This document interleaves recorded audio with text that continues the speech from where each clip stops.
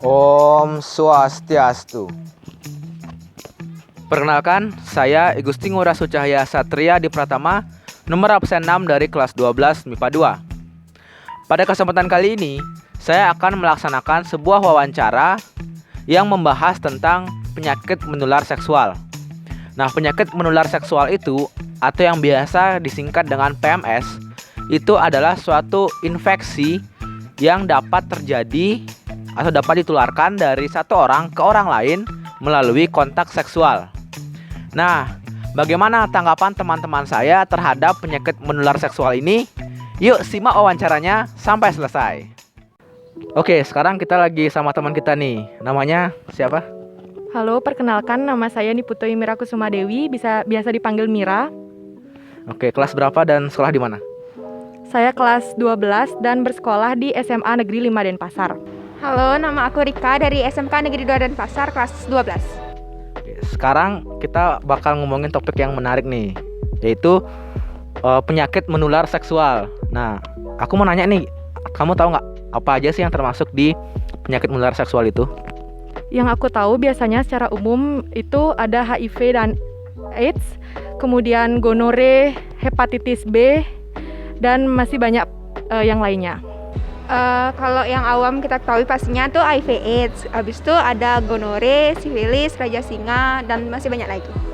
Oke, ternyata udah lumayan paham ya sama penyakit menular seksual itu apa aja. Nah, aku mau nanya pendapat kamu nih, Rik. Gimana sih pendapatmu tuh cara kita mencegah penyakit menular seksual di kalangan remaja kayak kita ini? Namanya juga penyakit menular seksual, berarti ditularkan melalui hubungan seksual. Jadi untuk mencegah terjadinya penyakit menular seksual ini, kita nggak boleh berhubungan badan sebelum nikah atau di luar nikah gitu. Apalagi gonta-ganti pasangan. Nah, remaja-remaja seumuran kita ini sekarang pastinya ada yang udah punya pacar. Kemudian kita bisa tuh terapin pacaran sehat.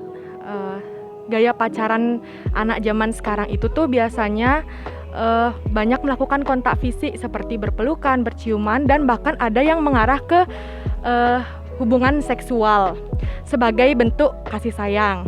Nah, jika kita sudah menerapkan pacaran sehat, tentu pastinya kita udah tahu batasan masing-masing dalam berpacaran sehingga tidak menimbulkan penyakit menular seksual yang pastinya berbahaya untuk kedua pasangan tersebut.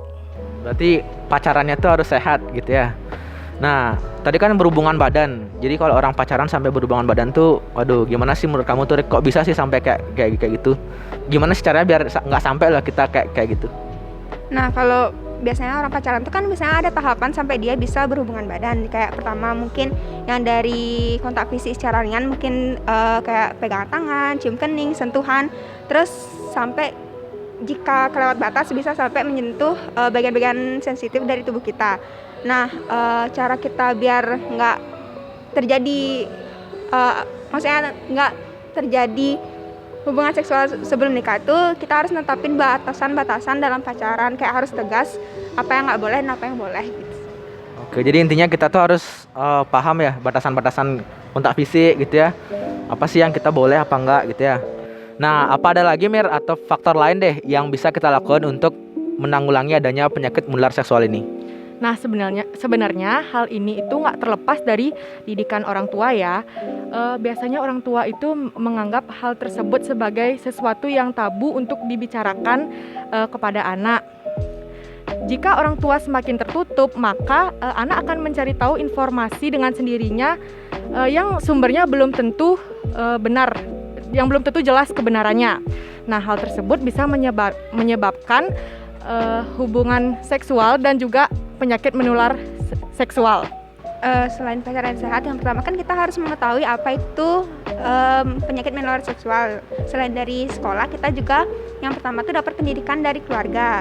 Jadi seharusnya keluarga itu memberikan pendidikan, apalagi pemahaman bagi kita khususnya para remaja, bukan hanya dari mengetahui perbedaan fisik perempuan dan lelaki, tapi juga dari dampak dari penyakit menular seksual dan cara pencegahannya. Gitu. Jadi peran orang tua dalam memberikan pendidikan itu sih yang paling penting. Oh ya, bener banget nih. Biasanya kalau orang tua kalau udah ditanya hal-hal yang berbau seksual tuh kadang suka takut-takut gitu ya. Apalagi kalau kita nanya tuh biasanya topiknya dialihin, terus kita dimarahin kok nanya yang kayak gini-gini, udah mulai aneh-aneh gitu kan. Nah bener banget sih, jadi peran orang tua tuh penting banget ya. Apa ada tambahan Mir dari Mira nih tentang penyakit menular seksual ini? Untuk orang tua juga bisa membuat aturan ketika anaknya berpacaran ya. Contohnya itu anaknya dilarang untuk keluar pada malam hari, kemudian hanya boleh berpacaran di rumah aja jika ada anggota keluarga di rumah. Selain itu ada lagi nggak Rek yang lain? Mungkin udah itu aja, soalnya bagaimana cara kita menjaga organ reproduksi kan udah diajarin di sekolah masing-masing, jadi cukup. Jadi selebihnya tuh balik ke kita aja ya. Jadi 2 faktor penting itu kita udah dapat nih 2 poin. Berarti pertama itu kita harus netapin batasan dalam pacaran gitu ya, istilahnya kayak pacaran sehat. Terus yang kedua, orang tua nih yang punya faktor penting juga buat anaknya biar nggak terjerumus ke hal-hal negatif ya. Yang ketiga, kita jadi punya 3 poin nih. Yang ketiga, kita udah tahu ya kesehatan reproduksi udah dibelajar di sekolah, jadi selebihnya kita yang bawa gitu. Oke, ini makasih banyak nih udah muncul di videonya, udah ikut wawancara juga. Ada kata-kata terakhir nggak buat closing video ini? Semoga remaja Indonesia bisa lebih baik ke depannya dan bisa menjaga dirinya sendiri dengan lebih baik dengan cara pacaran sehat dan tidak berhubungan seksual sebelum nikah. Makasih banyak nih Mir udah gabung di video ini. Jadi semoga video ini bermanfaat ya. Dan mau ini nggak ngasih kata-kata terakhir untuk closing video ini? Nah sebenarnya kalau kita mau pacaran itu diperbolehkan aja. Pacaran itu bahkan bisa memotivasi diri kita sendiri dan juga dapat menambah prestasi. Tetapi lakukanlah pacaran yang sehat dengan dalam batasan yang baik. Jika memang kita sayang dengan pasangan, tidak mungkin dong kita merusak pasangan kita masing-masing. Jangan sampai pacaran itu melakukan hal-hal yang di luar batasan sebelum menikah. Gitu. Oke, jadi keren banget nih narasumber kita yang satu ini. Jadi semoga apa yang kita sampaikan tadi itu bisa bermanfaat ya untuk kita semua. Dan makasih lagi nih Mir udah gabung ke kita. Jadi semoga kita bisa ketemu lagi ya. Jadi dadah. Oke, makasih banyak ya. Semoga kita bisa ketemu lagi nih.